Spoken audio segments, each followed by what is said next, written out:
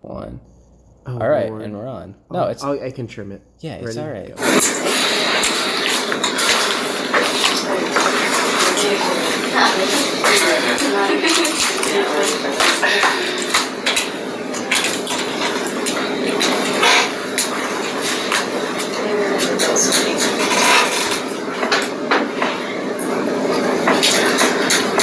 Plugging out here, bro. Yeah, it doesn't fit here. Oh, there it is. My brain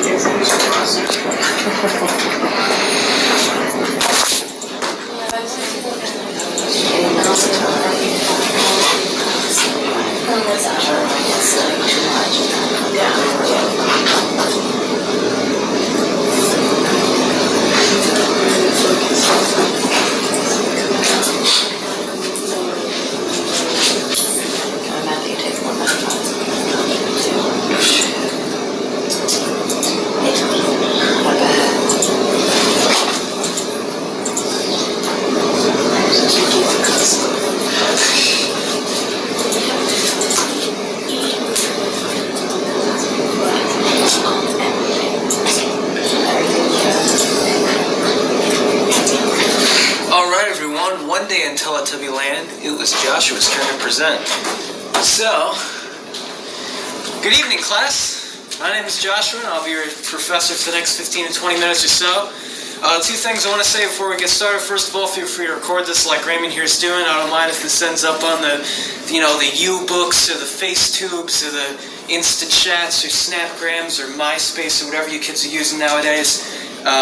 Secondly, you're going to want to take notes like the professor said. I mean, I can't make you do anything, but for mine specifically, there are incentives, wink wink, to those of you who retain this information. So, without any further ado, let's get started. Good evening. Welcome to Snowman's Lord Cthulu. Today, I will educate your primitive minds about one of my most loyal disciples. No, Cthulhu, we will not. So sorry about that, everyone. That's from something else. Anyway, let's read a quote here. So there's a great man living in this country. He has solved the problem of how to preserve one's own self-esteem and to learn from it. And he responds to negligence by contempt. He's also not forced to accept neither praise nor blame for his actions. So Arnold Schoenberg of the UCLA, of this man right here on the left, Charles Edward Ives. Sorry, I thought they were both the same with the squinting and all. Anyway, so yeah, he was born in 1874 in Danbury, Connecticut. He's a first-generation modernist composer. You all know what that means. So he's also, to the best of my knowledge, the first major composer to be American-born. But wait, the first major American-born composer to achieve international success, to the best of my knowledge, because most of them were European at this point, and the United States is very new. But, it's not all fun games and Szechuan sauce for him. No, the vast majority of his works did not become well known until well after his death. You may notice this also parallels that of the story of a familiar author some of you may be familiar with, happens to be my favorite, H.P. Lovecraft. Yes, they were both born in New England around the same time, I think like a 6-year difference or something like that, and they were both pretty obscure during their time, but gained popularity well after their death. So, that's probably why Cthulhu is in here. He's like, you're going to educate your primitive minds. No, not quite, because if you were talking about H.P. Lovecraft, that'd be relevant. But yeah, as a mnemonic device, though, if you do want to memorize that, then go right ahead. Other examples of this phenomenon occurring are early Renaissance artists and painters, such as Donatello, Leonardo, Raphael, and Michelangelo, who, to the best of my knowledge, didn't even get their own TV show until 1989. After they'd given up on the whole thing and taken to living not on the streets, but beneath them. Anyway, so this guy also innovatively implemented such experimental techniques as polytonality, polyrhythm, tone clusters, aleatory, and quarter tones. Now, I know what you're thinking, whoa, cats, man, slow down there, Eager McBeaver. What's all this music jargon you're throwing at me here? I don't know what any of this stuff means. All right. Well, in case you haven't been paying attention to class, let me explain it real quick. So, basically, or not, In the skill, ready. What's happening?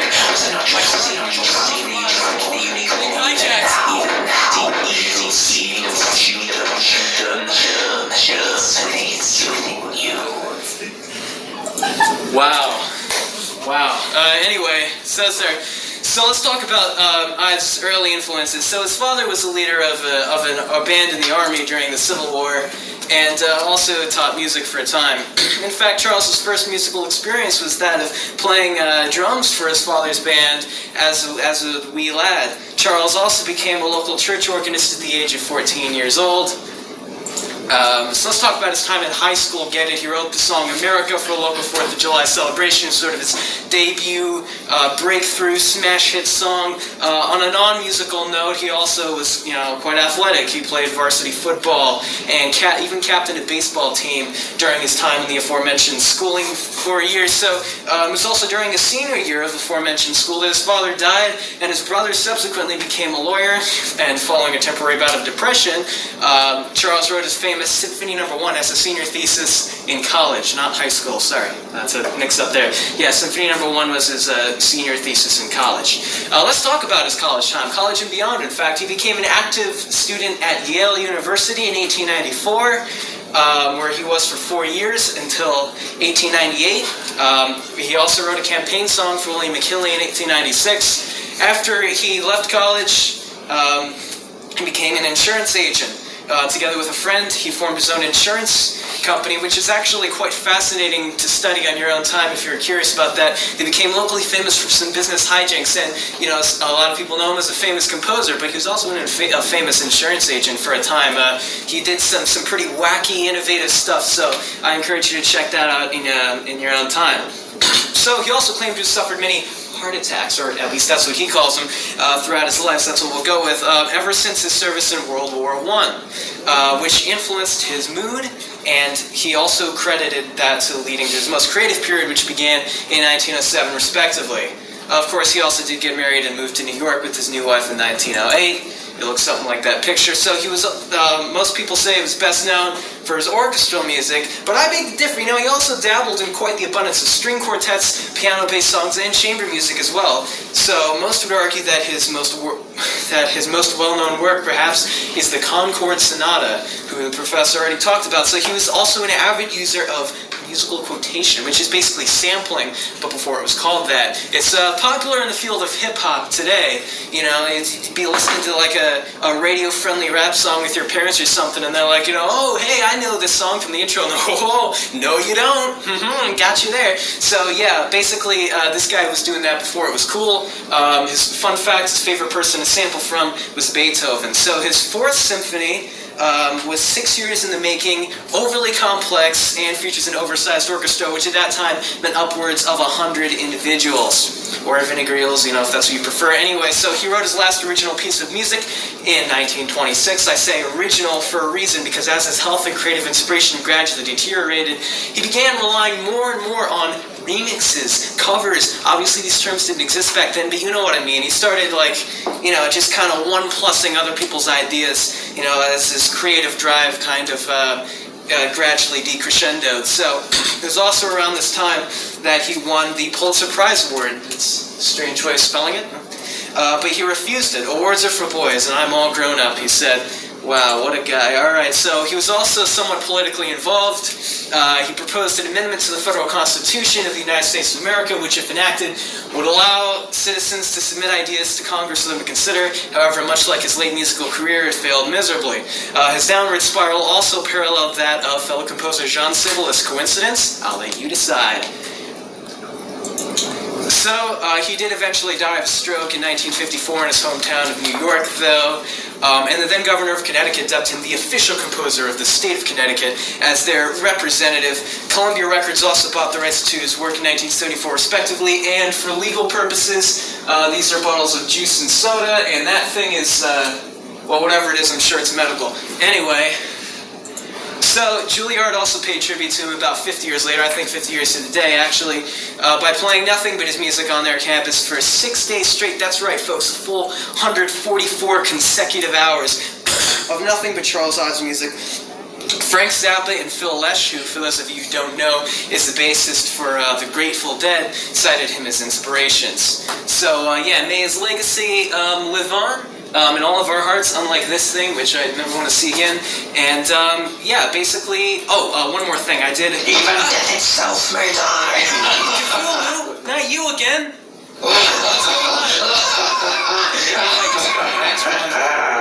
It's still Cthulhu, White. Every picture, every blasted screen. Come on. This is my PowerPoint presentation now. No, it's not. You're speaking of one of my most loyal disciples. No, come on, man. This isn't... We had a deal, Joshua. Remember? Not this We had a deal. Had a deal. It's all... It's too late. We can work something else out. I promise. Massage my tendrils, Joshua. Massage my tendrils. No, come on, guys. Look, I have... Silence! You shall massage my tendrils immediately. I said massage my tendrils, you dumb, stupid, weak, pathetic, white-killed, milquetoast, 600-pound, pompous, negligent, iTunes gift cards, a holiday bonus-giving piece of human. Alright, that's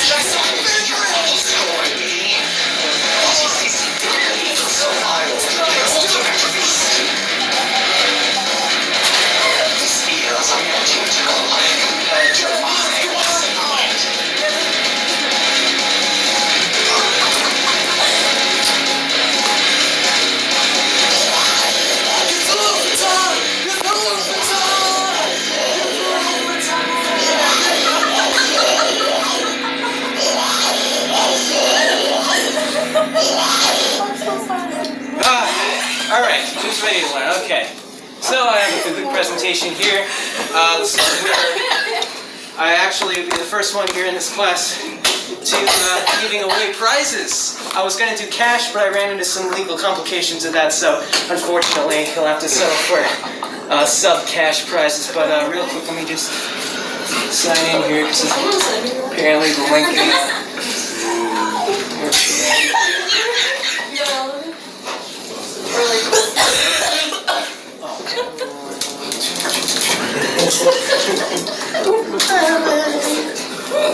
there we go. Alright, so let's cut back to the sandwich so here. And I never tried it on this format yet, hopefully it works. So yeah, go ahead, pull out your phones. Raymond, don't stop recording, but go ahead, pull out your phones and enter whatever nickname you want. It doesn't have to be your real name. If it's inappropriate, I don't care, I'm not going to punish you, but you can take it up with the professor if you want. But yeah, just make it whatever you... Oh, I have to... Okay, class.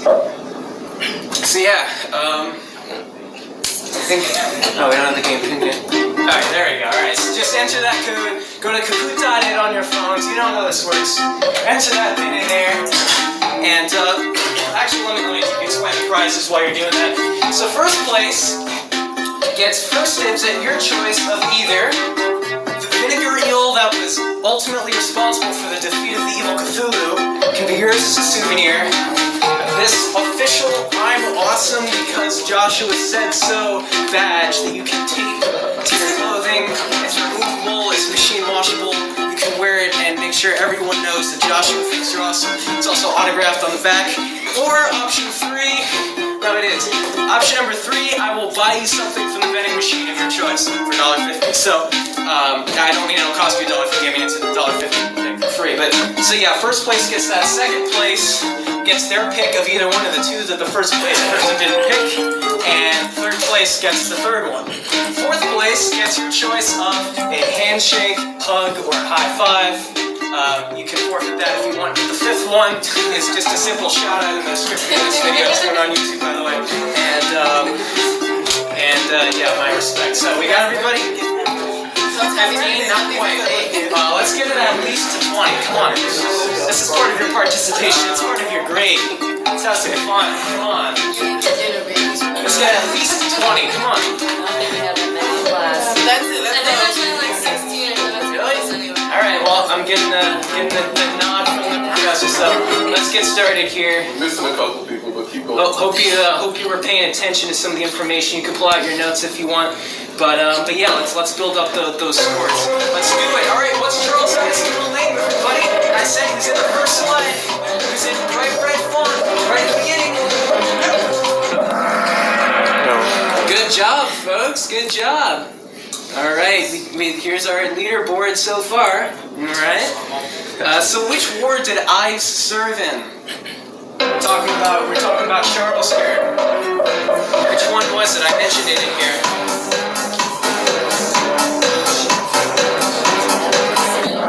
Yeah, I only give you 10 seconds because it's supposed to be quick thinking.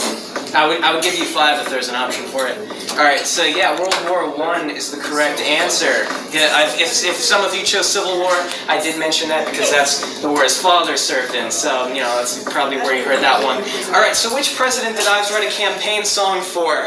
During his time at Yale.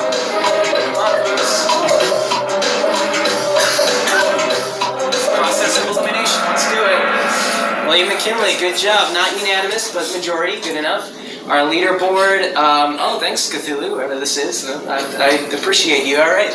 So, which university did Ives attend? Oh, crap, I wish I didn't.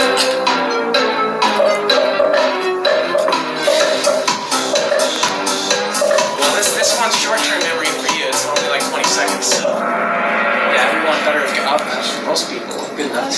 Alright, Paddy is staying in the lead. Good job. Ives was dubbed the official composer of which state? His home state. Come on, he hailed from. It's in New England. It's not the Lovecraftian state. It's next to it, though. Connecticut. Ooh, we got a mixed bag on that one. Alright, so which record company bought the rights to Ives' music in 1974, effectively? Alright, get funky with the music now. Let's go. That's how you know it's serious.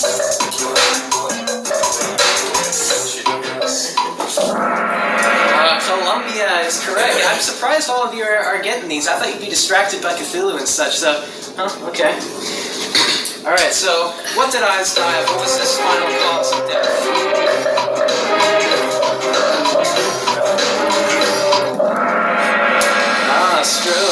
Stroke of genius. That's a good mnemonic. All right. Still same year. All right. In what year did Ives write the last piece of original music? I also wrote this. Holy Victory. Oh, come on. Let's do it. Don't disappoint the Vinegar home species. All right. Yeah. 1926. You got it. Majority's been right so far. Which of Ives' symphonies is known for being overly complex? I mentioned this one. Get up and dance, it helps you feel better. Come on. Let's do it. I'm giving you a beat and everything. Alright, 4th is correct. Well, not quite unanimous on that one, but no worries, no worries. Professor mentioned his 3rd. That's probably where you got that one from. So, which year of high school was Ives in when his father died? I thought these were hard questions. I should have made it harder. Because I could have. I thought you'd struggle with this one. I underestimated this class. Seniors. Alright. Oh, that's it. Okay. Come on up and claim your prizes. Keep your recording, Raymond. So, Paddy, identify yourself real quick. Alright, so which of the 3 would you like? Would you like the winning vinegar eel that single-bodily defeated Cthulhu? Do you want the official I'm Awesome badge with my autograph on it so everyone knows that I thought you were awesome before I was famous and everyone asked me to tell them that? Or you want something from the vending machine which can be redeemed now or next week? Or you want to forfeit? What? Got 10 seconds. I'll take the I'm Awesome thing. Alright. Alright. 2nd place. Let me see it. Where are you? Alright. Which one do you want? Do you want the snake? Do you want the eel or the snack? I'll get the snack. Alright, well, we'll make arrangements for that after class. Alright, 3rd place, Cthulhu. Not the real Cthulhu. Alright. So you get the eel. Alright, man, make it last. Hang this on your trophy shelf, put it in your closet, hang it up on the refrigerator. Alright, that's a trophy. It's a high souvenir. Sell it on eBay for $500, not a penny less. 4th place. Will it let me see who that is? Yeah, Shauna, where are you at? Alright. Yes, you get your choice of a handshake, hug, or high five. We'll do that after class. Ray. Shout out to the right, everybody. Okay, so I'll stick around after class for autographs, photo opportunities, interviews, Q&As, discussion about my YouTube channel, whatever you want. But yeah, keep it single file line though, because I know it can get pretty wild sometimes. But I don't have any bodyguards or security guards, so go easy on me. All right.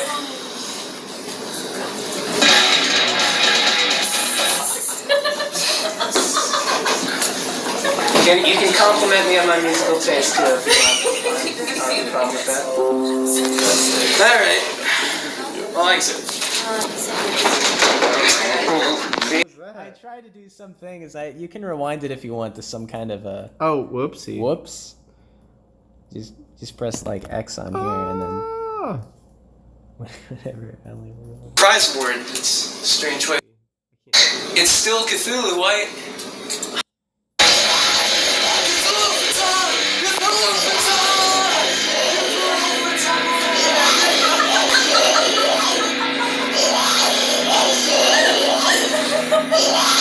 Stupid weird. It's still Cthulhu, White. Every picture, every blasted screen. Come on. This is my PowerPoint presentation now. No, it's not. You're speaking of one of my most loyal disciples. No, come on, man. This isn't. We had a deal, Joshua. Remember? Not this. We had a deal. Had a deal. It's all. It's too late. We can work something else out. I promise. Massage my tendrils, Joshua. Massage my tendrils. No, come on, guys. Look, I have. Silence! You shall massage my tendrils immediately. I said massage my tendrils, you dumb, stupid, weak, pathetic, white guilt, milquetoast, 600-pound, pompous, negligent, iTunes gift cards, a holiday bonus giving piece of human. Alright, that's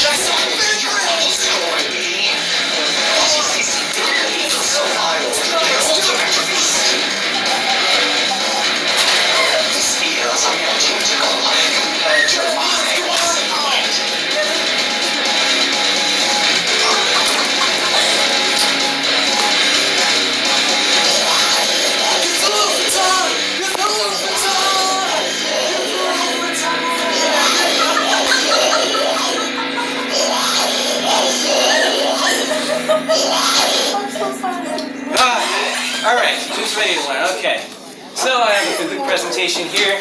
Which was Tuesday afternoons, and this class was Tuesday evenings. So there were a few of my classmates who were in both of those classes with me. And we actually, I think, that last week, learned about like the World War II and like all that stuff, and the explosion was in there. Oh no! And so then they follow me to this class. Yep. And that's the last thing they expect to see. Yep, there it is. And it's Cthulhu getting blown up by.